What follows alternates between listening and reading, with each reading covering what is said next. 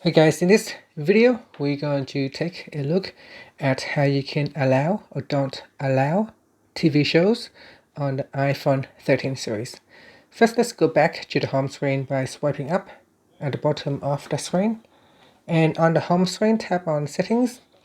In settings we're going to go down and tap on screen time, then go down and tap on content and privacy restrictions. In here, tap on content restrictions, and then go down and tap on TV shows.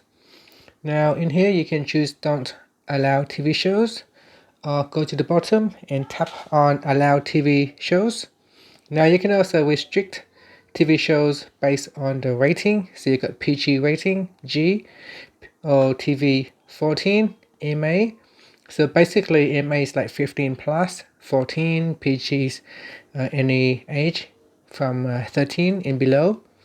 Okay, so you can either choose a rating or choose don't allow TV shows or allow TV shows. And that's it. Finally, you can swipe up to go back to the home screen. Thank you for watching this video. Please subscribe to my channel for more videos.